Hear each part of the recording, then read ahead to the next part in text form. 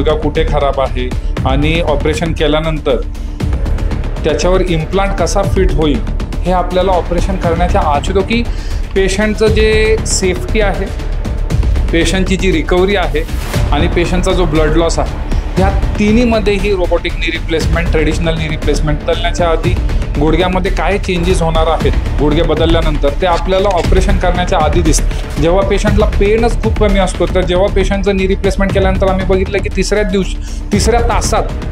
तिसऱ्या तासातच पेशंट चालायला लागतो ऑपरेशन केल्यानंतर, किंवा तिसऱ्या दिवशी बिना वॉकरनी चालतो आणि बिना वॉकरचा पेशंट आम्ही घरी येतो.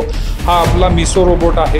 हा इंडियाचा फर्स्ट फुल्ली ऑटोमॅटिक रोबोटिक नी सिस्टीम आहे. नमस्कार, टाइम्स ऑफ महाराष्ट्राच्या स्पेशल एपिसोड्समध्ये आपलं मी स्वागत करतो. मागच्या 3-4 एपिसोड आपण सोहेल सरांबरोबर केलेले आहेत आणि आपण विचार करत असाल नेमकं ऑपरेशन थिएटरमध्ये नेमकं आम्ही काय करतोय. तर आपल्याला माहीत आहे आम्ही हेल्थच्या टॉपिक्स करत आहोत आणि त्यामध्ये सरांनी मागच्या वेळेस गुडघा प्रत्यारोपण, त्यालाच आपण नी रिप्लेसमेंट, त्याच्या अगोदर सांधेवात वगैरे अशा काही गोष्टींची उजेडात माहिती आणली होती. तर त्यामध्ये आमच्या व्ह्युअर्सनी आम्हाला विचारलं होतं की नी रिप्लेसमेंट तर झालं, हे झालं, सगळ्या गोष्टी झाल्या, परंतु रोबोटिक जर त्याच्यामध्ये नी रिप्लेसमेंट केलं जातंय तर त्यावेळेस कसं काय. हा भयंकर मोठा प्रश्न तुम्हाला सर्वांना उपस्थित झाला होता. तर त्याच अनुषंगाने टाइम्स ऑफ महाराष्ट्र आज ऑपरेशन थिएटरमध्ये पोहोचलंय आणि सर माझ्यासोबत आहेत. सरांची ओळख मला वाटत नाही की करून दिली पाहिजे, परंतु मी करून द्यायला उत्साही आहे. सरांचा परिचय आपण पुन्हा एकदा करून द्या, कारण की काही लोक नवीन आलेले असतात, त्यांना सरांची ओळख माहिती नसेल. मी पुन्हा एकदा सरांची ओळख करून देतो की सर सोहेल खानजी जे आता पुण्यातले नामांकित डॉक्टरांपैकी एक ऑर्थोपेडिक डॉक्टर आहेत आणि ते MS डॉक्टर आहेत. अत्यंत चांगला त्यांचा अनुभव राहिलेला आहे. आज आपल्याला ते रोबोटिक ज्या ट्रीटमेंट्स आहेत ज्यामध्ये नी रिप्लेसमेंट कसं केलं जातं त्याच्यावरती सर आपल्याला मार्गदर्शन करणार आहेत. तर जाणून घेऊ नेमकं काय म्हणणं आहे त्यांचं. रोबोटिक नी रिप्लेसमेंटमध्ये हे जे स्क्रीन तुम्हाला दिसतंय ह्याच्यावर आम्हाला जेव्हा पेशंटचा आम्ही गुडघा बदलत असतो किंवा गुडघा बदलण्याच्या आधीही आम्हाला ह्या स्क्रीनमध्ये पूर्ण पेशंटचे जे अलाइनमेंट आहे, गुडघ्याची जी अलाइनमेंट आहे किंवा गुडघा कुठे खराब आहे आणि ऑपरेशन केल्यानंतर त्याच्यावर इम्प्लांट कसा फिट होईल हे आपल्याला ऑपरेशन करण्याच्या आधी दिसतं.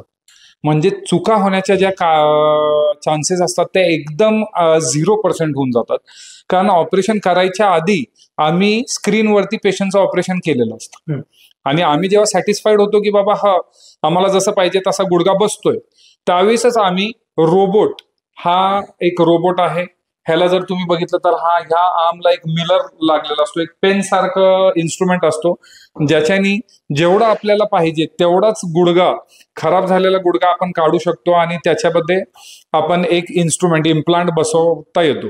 आता ह्या इम्प्लांट्समध्ये आपल्याकडे वेगवेगळे व्हरायटीज आहेत. आपण इंडियन इम्प्लांट्स आहेत, फॉरेन इम्प्लांट्स आहेत, कोबाल्ट क्रोम इम्प्लांट्स आहेत, गोल्ड इम्प्लांट्स आहेत. ह्या कुठल्याही इम्प्लांट्सचा वापर करू शकतो, बट टेक्निक ही रोबोटिक नी रिप्लेसमेंटचीच राहते. तर ह्या रोबोटिक नी रिप्लेसमेंट मध्ये मी हे सांगू इच्छितो की पेशंटचं जे सेफ्टी आहे, पेशंटची जी रिकव्हरी आहे आणि पेशंटचा जो ब्लड लॉस आहे, ह्या तिन्हीमध्ये ही robotic knee replacement traditional knee replacement पेक्षा ऍडव्हान्टेजेस आहे. ते कशा प्रकारे सर तुम्ही म्हणताय की ट्रेडिशनली मध्ये स्वतः सर्जन त्याला ऑपरेट करत असतो, परंतु हे किती जरी केलं तर रोबोट आहे. आपण सांगितलं की रोबोटिक टेक्निक्स ही चांगलीच आहे, परंतु ट्रेडिशनल पद्धत लोकांना आवडते, मग रोबोटिक का. जेव्हा आपण रोबोटचा वापर करतोय तर फर्स्ट ऍडव्हान्टेज म्हणजे आपल्याला गुडघे बदलण्याच्या आधी गुडघ्यामध्ये काय चेंजेस होणार आहेत गुडघे बदलल्यानंतर ते आपल्याला ऑपरेशन करण्याच्या आधी दिसतंय, तो एक ऍडव्हान्टेज आहे. दुसरा म्हणजे जेव्हा आपण गुडघा उघडतो, रोबोट हा गुडघा उघडण्यामध्ये आपल्याला हेल्प करत नाही. म्हणजे आपण जेव्हा काही गोष्टी सर्जनलाच कराव्या लागतात आणि काही गोष्टी रोबोट करतो, तर जेव्हा आपण हे सगळे करत असतो तेव्हा सॉफ्ट टिश्यूजला इंजुरीज होऊ शकतात जेव्हा आपण बोनचं कटिंग करत असतो. पण रोबोटिक नी रिप्लेसमेंटमध्ये ह्या इंजुरीज आपण अवॉइड करतो, कारण हा एकदम ॲक्युरेटपणे ते तेवढंच बोनवर फक्त तो कटिंग करतो जेवढी गरजेची आहे आणि बाकीचे जे सॉफ्ट टिश्यूज आहेत त्याला हात देखील लागत नाही. त्याच्यामुळेच ब्लड लॉस होत नाही. ब्लड लॉस न झाल्यामुळे पेशंटची रिकव्हरी फास्ट होते. जेव्हा पेशंटला पेनच खूप कमी असतो, तर जेव्हा पेशंटचं नी रिप्लेसमेंट केल्यानंतर आम्ही बघितलं की तिसऱ्या तासातच पेशंट चालायला लागतो ऑपरेशन केल्यानंतर किंवा तिसऱ्या दिवशी बिना वॉकरनी चालतो आणि बिना वॉकरचा पेशंट आम्ही घरी पाठवतो. तर रोबोटिक नी रिप्लेसमेंट डेफिनेटली प्रत्येक पेशंटला त्याच्याबद्दल जाणून घेणं गरजेचं आहे आणि जिथे ही फॅसिलिटी आहे तेव्हा तिथे त्यांना ती फॅसिलिटी घेणे गरजेचं आहे.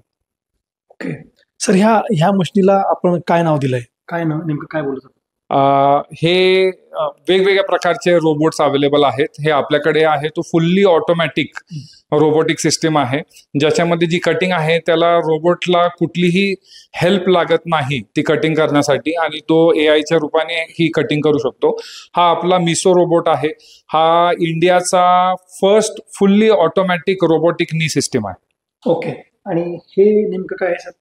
हे दोन्ही एकत्र काम करतात. ह्याच्यावरती स्क्रीन आहे ज्याच्यामध्ये आम्ही सर्जरीमध्ये ऍडजस्टमेंट करू शकतो आणि हा इम्प्लिमेंटर आहे. म्हणजे ह्याच्यावर जेव्हा आम्ही ऍडजस्टमेंट करतो तेव्हा जी कटिंगचं जे काम आहे, जे ऍक्च्युअल वर्क आहे, तो हा रोबोट करतो. ओके, आता आपण पाहिलंय की अतिशय टेक्नॉलॉजी वाढत चालली आहे. देशाची परिस्थिती मागच्या काळात खूप हालाकीची होती किंवा दिवसेंदिवस आपल्या भारताचं डेव्हलपमेंट होत चाललंय. अगोदर स्वतः डॉक्टर त्याला ऑपरेट करत होते, सर्जरी करत होते, ऑपरेशन करत होते. आज अतिशय चांगल्या पद्धतीची एवढी महत्वाची रोबोटिक सिस्टममध्ये AI आर्टिफिशियल इंटेलिजन्स आपण त्याला म्हणतो, इतक्या चांगल्या मशिनी आज आपल्या भारतामध्ये उपलब्ध आहेत.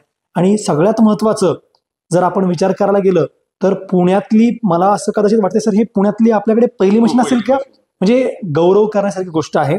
पुण्यामध्ये सरांचा आज आमच्या टाइम्स ऑफ महाराष्ट्राच्या वतीने मी खूप खूप तुम्हाला शुभेच्छा देतो की आपण पुण्यातले पहिले व्यक्ती आहेत ज्यांनी ह्या अतिशय चांगल्या इनोव्हेशनला एक इनिशिएटिव्ह घेऊन एक चांगल्या पाऊल उचलून अतिशय चांगल्या पद्धतीने पुण्यामध्ये ह्या मशीनीचं सुरू केलेलं आहे.